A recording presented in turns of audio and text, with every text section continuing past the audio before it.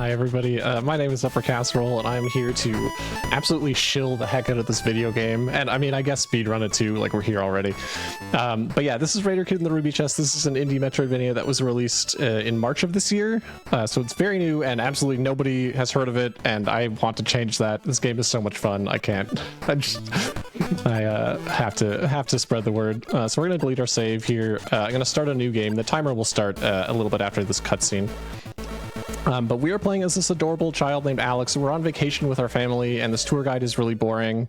So we're gonna go to sleep, and we're gonna hear a voice in our head that wants to, that's gonna tell us to find the ruby chest. So sure, let's go do that. We're gonna do that in 3, 2, 1, go. Good luck. Thank you, thank you. So yeah, Raider Kid in the Ruby Chest. This is a game, it's a PC game, but it has the resolution, color palette, and I believe sound limitations of a Game Boy game. It also only uses 2 buttons. Right now, the only thing we can do is jump, so we're just gonna jump through this intro here. Our dad told us to stay where we can see him, or he can see us, and we're just gonna completely ignore him. My kingdom for a morph ball, but sadly the technology does not exist yet, so we'll crawl like a peasant, but that's okay. And hey, look, there's the ruby chest, so I guess we're done. Oh no. You can tell it's a Metroidvania because the bridges don't work. Yeah. So step 1, if you find yourself in ruins, you want to find a piece of paper and draw a map on it. That makes total sense. The next thing you're going to want to do is start looking for progression. We're going to go left first because, I mean, come on. How has that not been a meme of this marathon? Going, like, how many runs have gone left first? I'd like to know. It's actually been decently split, right? Yeah, probably. This is gonna come as a huge shock, but it is a 50-50 between go left and go right when you're lost. Anyways, we have found the whip, which is our first piece of progression here. I can think of a few things less threatening than a 6-year-old wielding a whip, really, but yeah, whatever. It'll get the job done. It lets us hit switches, and it brings us to the first piece of the ruby key. So we need all 5 pieces of this key to open up the ruby chest, which is our main objective in this any % run.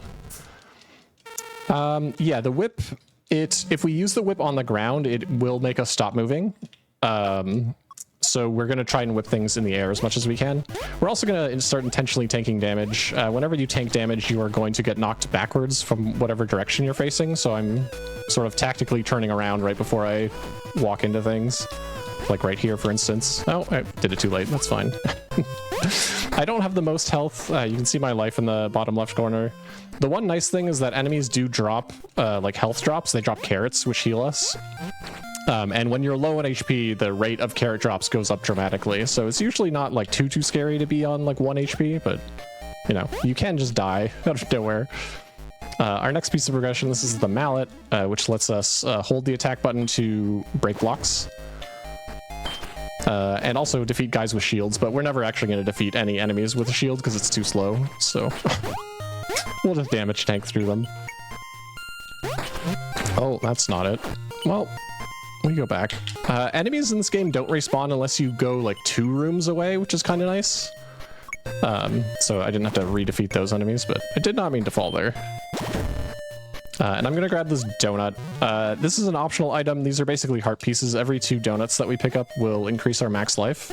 Now you might be saying this is an any % run, why are we grabbing donuts? And I mean, A, safety, but B, we do actually intentionally tank a lot of hits in this run, so like the HP might actually be like optimal. This is Iktan, our sort of nemesis. They're trying to stop us from collecting the pieces of the key by enlarging bosses. This is the Bat Boss. We are gonna try the age-old strategy of just not moving. It works out pretty well. Oh. Very cool. So we're just waiting for them to drop this ball and then getting hits in. It is important that I get enough. That was plenty to get a 2 cycle here.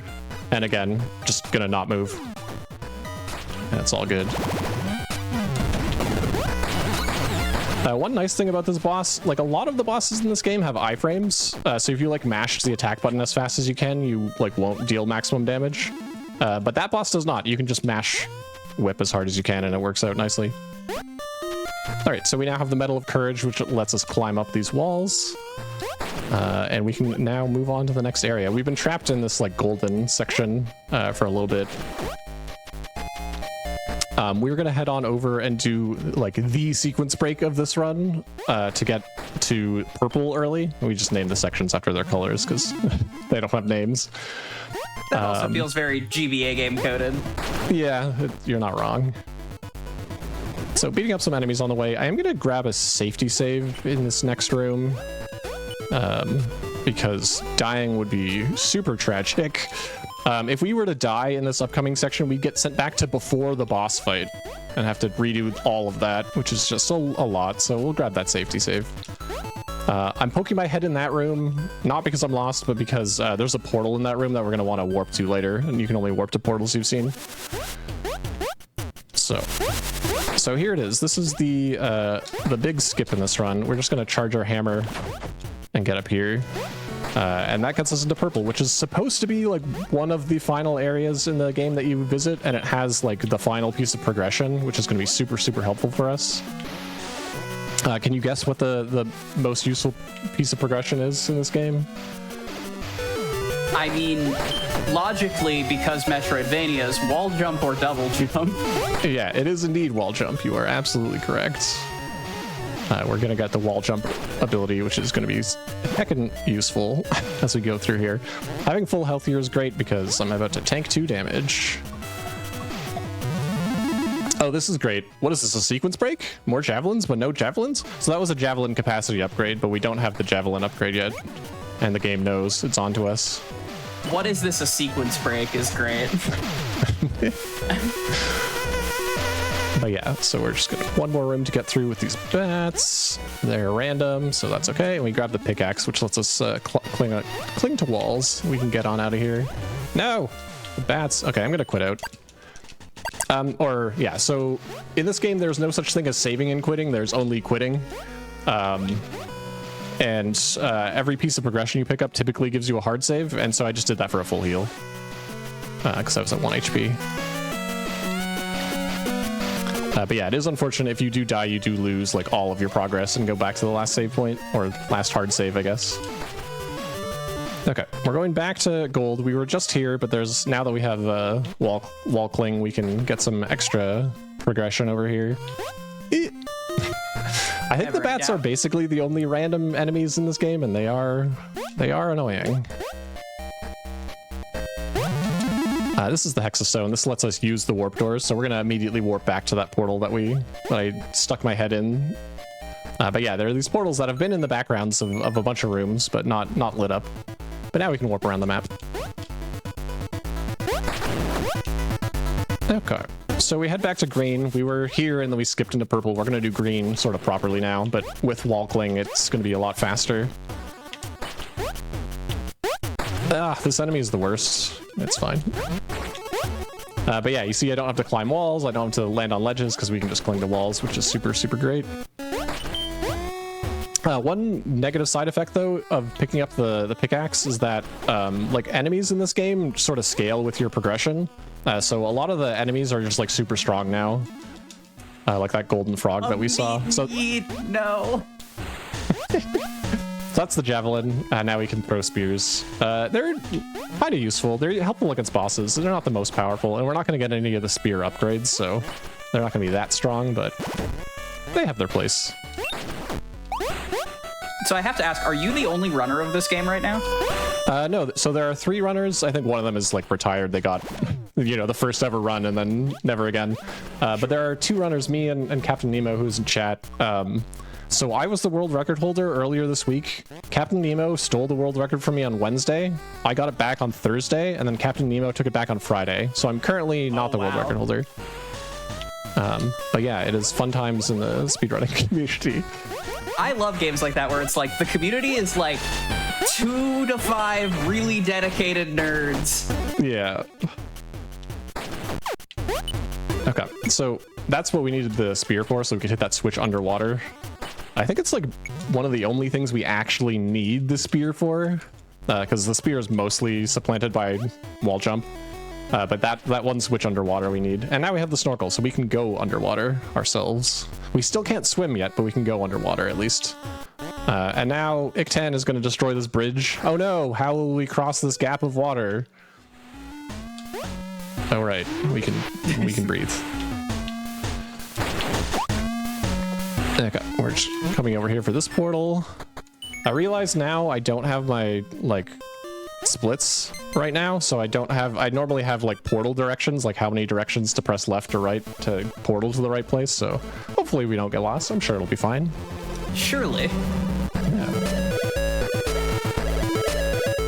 So we've come back here. This piece of the Ruby key we could have gotten right after we beat the Bat boss, but it makes more sense to do it now since we need to be in this room anyways.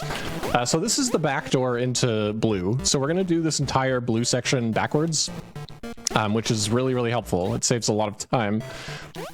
It also lets us skip 2 bosses, which is pretty gross. And that's all just enabled by getting the pickaxe early. So here we get the swim fin. Now we can actually swim. I'm going to try a new strat here. Tanking damage and not swimming, because walking is slightly faster than swimming. I'm sure this won't bite me later when we're on 2 HP. Nah, it'll be fine. Yeah, I sure. really thought the frog was going to hit you as I said that. I think it might have been, like, you get iframes when you do a hammer attack during your, like, knockback. Here we're going to tank a damage. Hopefully this guy doesn't kill me. Okay, good. Our next piece of progression is flooding this area with water. I actually quite like this area casually. Like, it's really, really clever. You go through this area and it's like half flooded. And then you hit that chest and flood everything. And then a bunch of platforms move because there's a bunch of like wooden planks that float. So they like block some passageways and open up some other ones. Like, I really love the design of this area. I think it's very clever, but we sort of break it by doing it backwards. That's okay, the curse of being a speedrunner. Yeah. Grab this donut, it's right on the way anyways. Okay, and then here we're going to go, so this is the entrance to this area, and there is a chest up here. So this is how you're supposed to get into this area. There's a ruby key piece here, and there's a boss in the room to my immediate right that we just don't have to fight because we just entered the room backwards. That's very helpful. Our parents are now confused, or are not confused. They think we're a rock monster. It's fine. They haven't noticed that we're missing yet. Very Calvin and Hobbesy. Yeah. He does have our baseball cap, so I can see how they could get confused. Okay. So, our next objective, we're gonna go fight the eel boss, which is what we're gonna work our way towards. I'm gonna take, this is another safety save just for the heal, because we're about to do some damage tanking. Also, I guess a minor piece of tech. When you swing your hammer and then crouch, you can get some extra speed for crawling. Ow! Oh, rude. This is fine. Okay. Yeah, those 3-headed red guys are like they take so long to kill, so we just never fight them, but they can get spooky. That's a golden gear. We need 3 golden gears to like fight the penultimate boss, I guess, who's guarding like the final piece of the key. So we've picked up 2 so far, and now we're gonna move on. Okay, that frog can be a jerk. That's okay. So how did you even find this game in the first place? It was recommended to me on a like random Discord that I'm in. Someone just posted in the game channel. I'm like, hey, this looks really cute. And the Steam reviews were all like super positive. I was like, okay. Hell yeah. We'll give this a try. Okay, so we pick up a donut there, which gives us an extra piece of health and a full heal, which is really convenient because we're gonna like intentionally tank like 4 damage against this boss.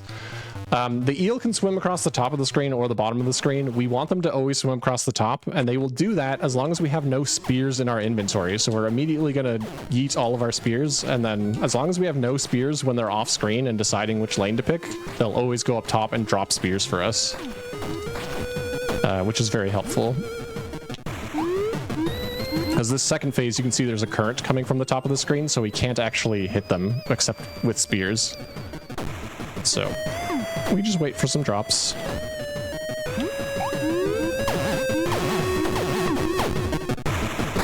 Again, not picking up the spears until they come back on screen. Okay, good. Okay, got the kill there. Though they do have to come all the way back to center. That was a bit bit obnoxious, that death animation. Maybe longer than it needs to be, but that's okay.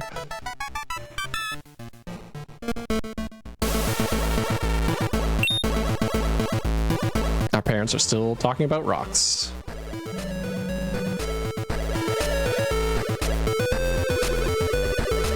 Okay, I'm gonna not... I could quit out here and get a full heal. I'm gonna tactically not, and hopefully not die. I want to quit out right before the next boss fight, so it makes a little bit more sense. We just have to get past like 1 or 2 enemies with this HP, which should be fine. Famous last words, but that's okay. Nah, I believe. I guess these fish are random too. They can be spooky.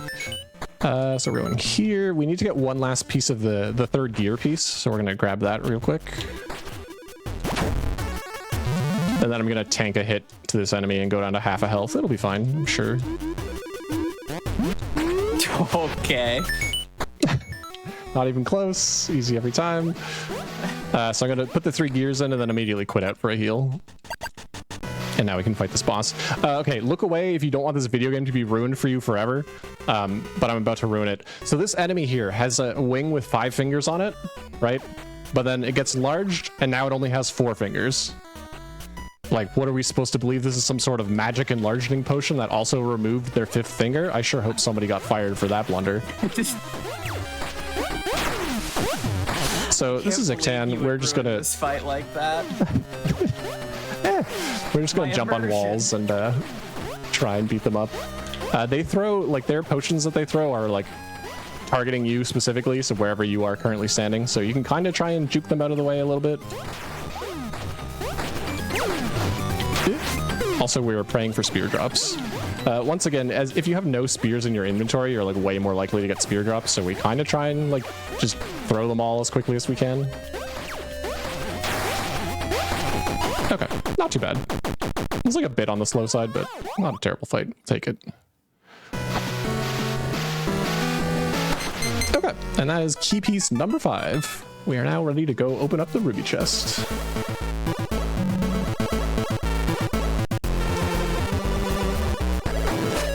Our parents finally realized that we are not, in fact, Alex, or this rock monster is not, in fact, Alex.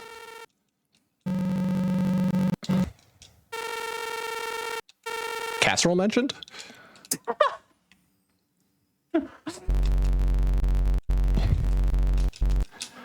Okay. With that, we can warp back over to green and get ourselves to over to the ruby chest. The generic idol. Hooray, we've done it. Surely nothing bad will happen as we take this idol back to our parents. I really thought those platforms were also going to fail. Oh. I thought it was going to just be like, pranked, happens again. All right, I need to lock in for phase 1 of this boss fight. It is absolutely critical that I finish phase 1 with them standing in the exact center of the arena, because it makes phase 2 like laughably easier. So yeah, I'm gonna lock in. It's exactly 19 hits to finish phase 1. This boss is called Leg Day, by the way. Yeah. 1, 2, 3, 4, 5, 6, 7, 8, 9, 10, 11, 13, 14, 15, 16, 17. I'm standing in the exact center, so now they're centered perfectly. Excellent. So this like sine wave that they're following is based on, like, it starts when you end phase 1. So now they just like stay a lot lower if you kill them in the exact center of the arena. This is phase 3. They like to teleport. It's fine. Okay, and that is you do lock down. The ruby chest, a chest made of ruby and pun. Get it? Because it's a chest. How dare you? Time is coming up soon. We just have the standard Metroidvania escape sequence. So it'll be in like 15 seconds or so. If you die during this escape sequence, you do have to do the whole boss fight again, so that's fun. But we have 3 HP, so we'll be fine. Okay, and time. GG. So yeah, this is Raider Kid in the Ruby Chest. Seriously, y'all need to play this video game. It is like, it's a very short game. Like casually, it only took me about 3 hours to get 100%. I wouldn't have thought you could cram like a satisfying Metroidvania experience into that short a time, but this game really did it. Like, it's really good. It's just an absolute blast. Amazing. And where can the people find you on the internet, and what are you up to? So yeah, I can be found at twitch.tv/uppercasserole. I do speedruns and challenge runs of lots of games, really. Lately I've been doing a lot of runs of this. I need to get my world record back, apparently. So I'll probably be doing more of that. But yeah. Yeah, I see a lot of love for the game, and as you mentioned, Captain Nemo in the chat being like, we need more runners, so check out Raider Kid in the Ruby Chest. Make some noise one more time for Upper Casserole. We are going, however, from our Game Boy aesthetic, we are going to bravely venture forth into the third dimension. Nobody panic. We're gonna take a quick break, and then when we come back, it's gonna be some pseudo regalia, so I will see you there.